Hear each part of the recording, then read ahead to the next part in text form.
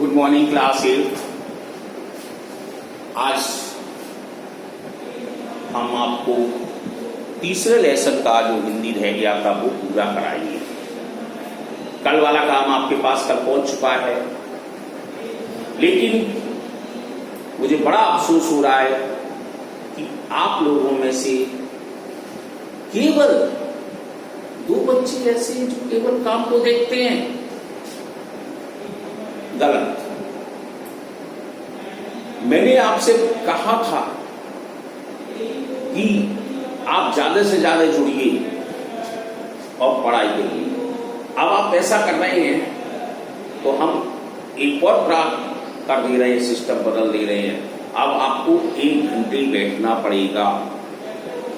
तो आप 20 मिनट पहले भाग जाते थे ना, 9 बजे बैठे 9:20 पर, कुछ नहीं, अब 9 बजे से बैठना पड़ेगा और 9:45 तक बैठना पड़ेगा। फिर अटेंडेंस की जाएगी आपकी। ये काम सोमवार से हम शुरू कर देंगे, अगर संभव हुआ तो। अगर होगा तो आपके पास कल तक मैसेज पहुंच जाएगा। और 2 सब्जेक्ट कंपलसरी पढ़ाए जाएंगे।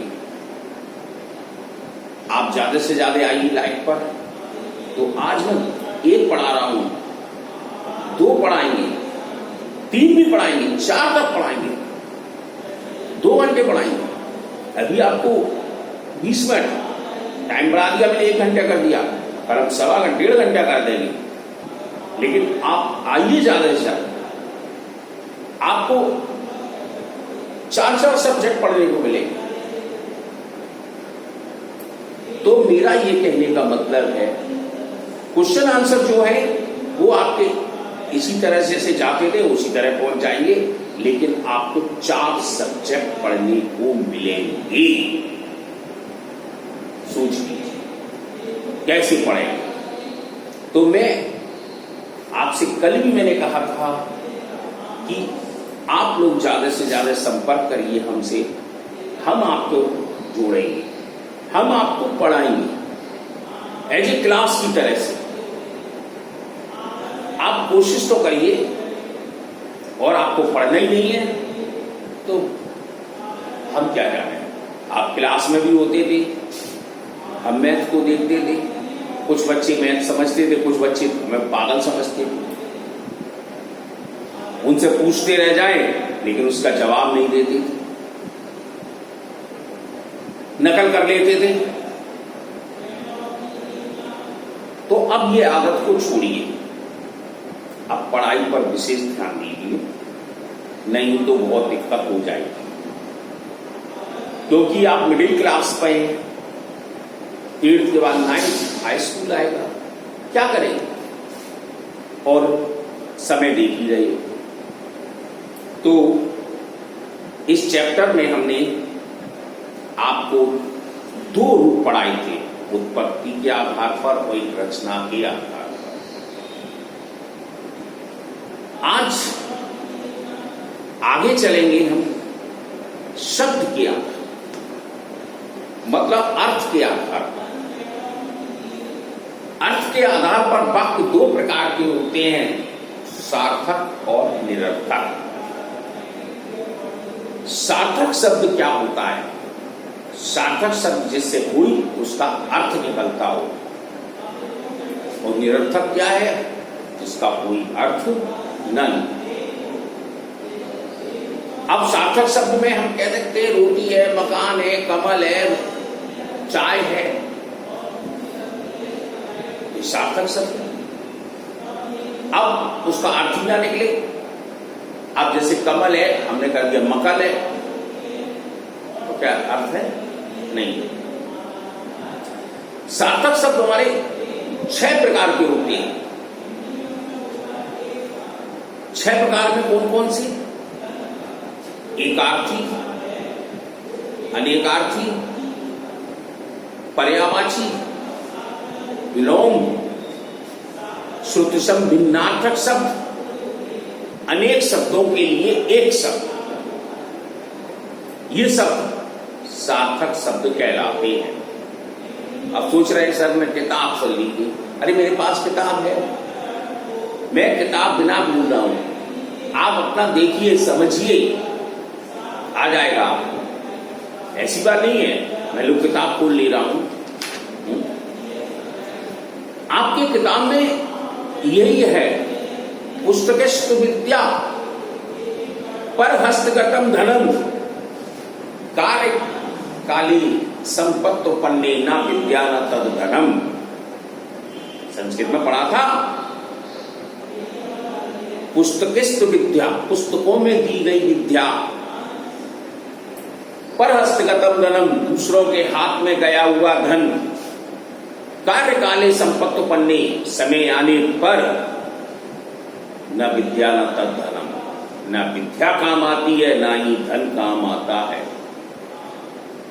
तो आप सोच रहे किताब में पढ़ रहे हैं,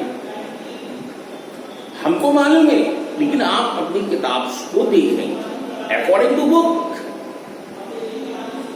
तो मीन्स केवल ये मत सोचिए यार सर ने तो यार संस्कृत में श्लोक पढ़ा दिया, मैं संस्कृत भी लाइव पढ़ाऊंगा।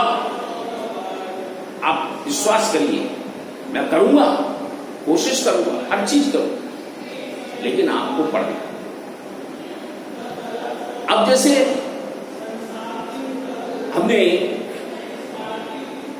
किताब नहीं खोली और अब किताब खोल ली, तो सोच रहे सर ने किताब क्यों खोली, वो आपके अकॉर्डिंग के अनुसार और कुछ नहीं है।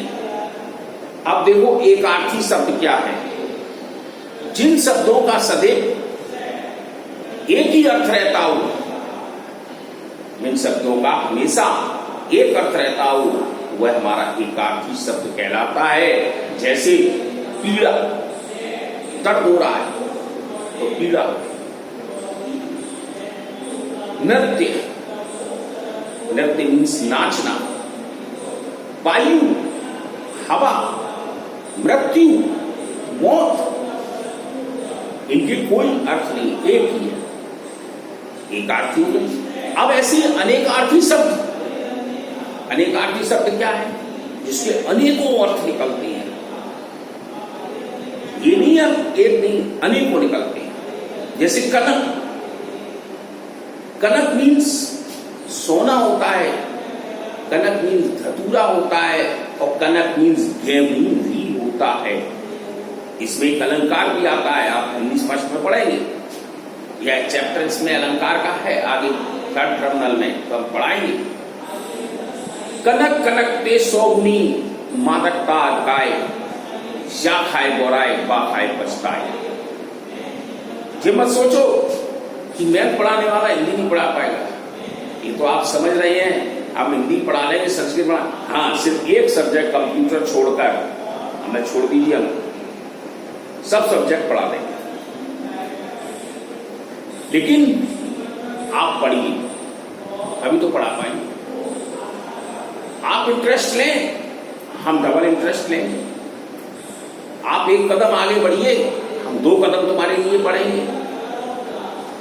और आप आज इतना मुझे को गुस्सा है कि मैंने कल इतना रिक्वेस्ट कहा, वीडियो भेजा, सिर्फ 2 बच्चों ने ऑन किया। ऐसा क्यों? ये गलत है।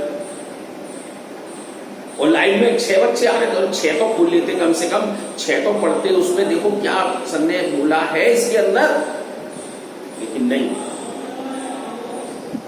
तो फिर मैं दोबारा कह रहा हूं आपसे, रिक्वेस्ट है बेटे, भविष्य में पढ़ाई ही सब कुछ है और कुछ नहीं है।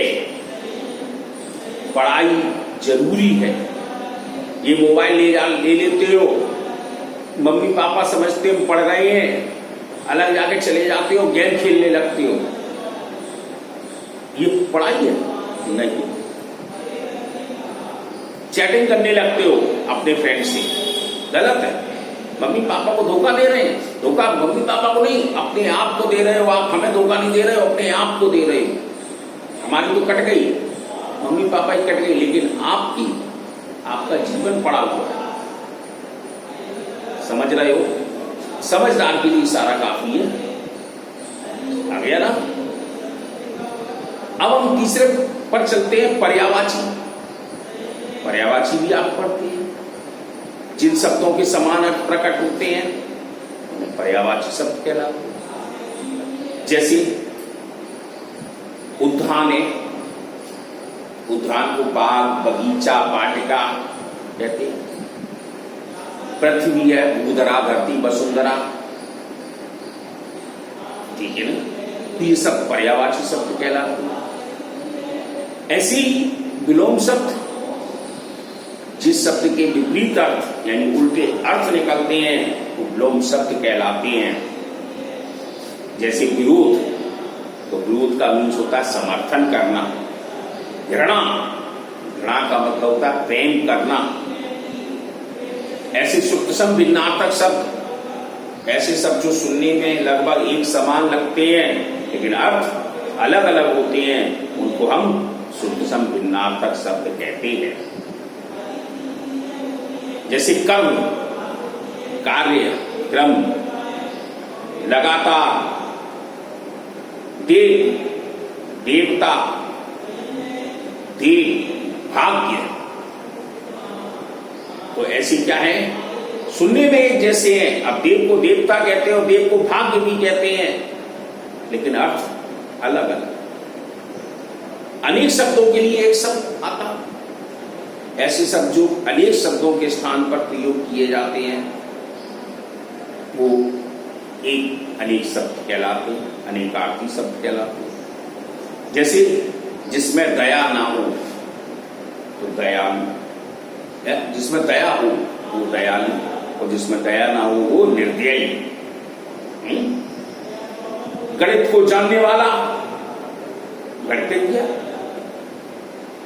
कक्षा में साथ पढ़ने वाला सहपाठी, ईश्वर पर विश्वास न रखने वाला नास्तिक और रखने वाला आस्तिक। तो ये सब क्या है, ये अनेक अर्थ के एक अर्थ। अब आता निरर्थक शब्द। तो निरर्थक शब्द हमने बोल ही दिया कि ऐसे शब्द जिनका स्वतंत्र रूप से कोई अर्थ नहीं होता है लेकिन ये शब्दों के साथ प्रयोग किए जाते हैं। जैसे कहते हैं रोटी वोटी खा ली, चाय वाय पी ली, तो ये निरर्थक शब्द कहलाता है। अब आता है प्रयोग के आधार। प्रयोग के आधार पर दो प्रकार के होते हैं, विकारी और अविकारी शब्द।